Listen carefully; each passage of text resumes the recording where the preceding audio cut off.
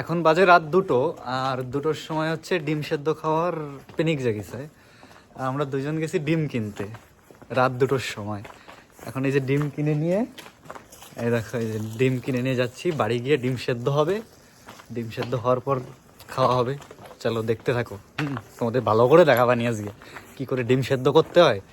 তোমরা তো রেসিপি জানো না ডিম সেদ্ধর, আজকে রেসিপি দিয়ে দেবো ডিম সেদ্ধ করার। চলে আসছি ঘরে, আর এই যে ডিম সেদ্ধ করার তৈরি করতেছি।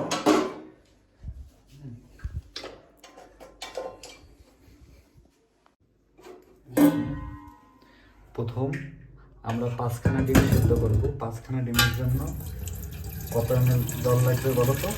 700 ml।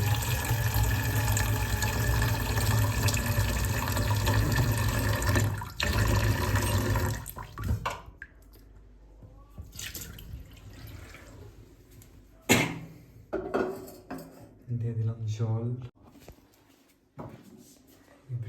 এই যে এদিক এদিক আমাদের, এবার হচ্ছে ফায়ার দিলাম আগুন দিয়ে। ও আরেকটা কথা, ছোটবেলায় কে কে এই যে ঝাড়া খাওয়াই খেলছো, এরকম হাতে দিয়ে টাস করে মারলে ঝাড়া মারে? যে যে না যেন ট্রাই করে দেখো ঘরে বসে। এখন হচ্ছে ডিম দেবো।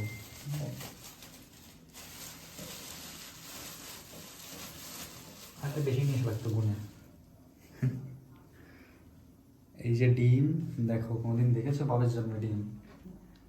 আর এই যে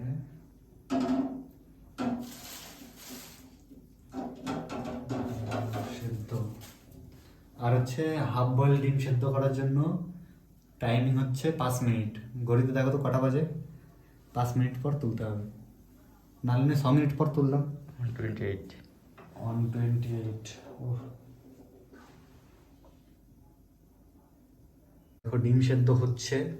যদি কোনো না দেখে থাকো ডিম সেদ্ধ করা, দেখে নাও। এই দেখো ডিম, এই দেখো আগুন জ্বলছে নিচে, যে ডিম। আর এই যে আমরা দুজনে সুন্দর করে এখন ডিম সেদ্ধ করব, সেদ্ধ করে খেয়ে নেব।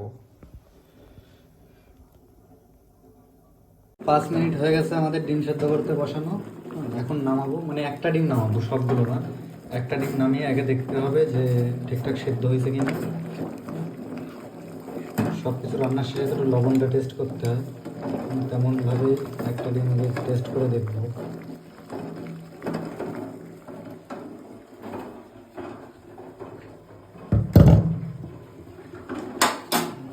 ফাটাতে হয় জানো, এরকম ভাবে ফাটাতে হয়। নিজের মাথায় না, যদি অন্য কারো মাথা থাকতো তাহলে তার মাথায় ফাটালে আরো বেশি ভালো হতো।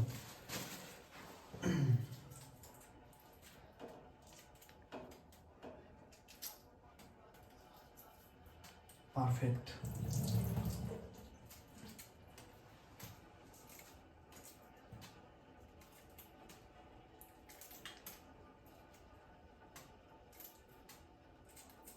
একদম পারফেক্ট ভাবে সেদ্ধ হয়েছে ডিমটা, মানে হাফ বয়েল।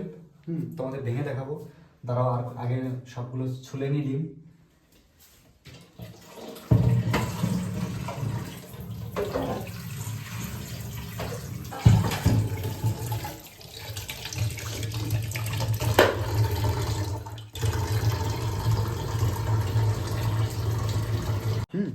এটা একটু খেয়ে দেখাবো যে হাফ হয়েছে না ফুল হয়েছে।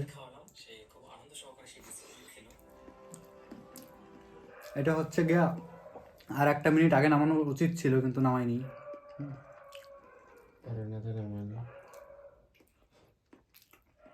আহ কি টেস্ট! কোনোদিনও খেয়েছো তোমরা?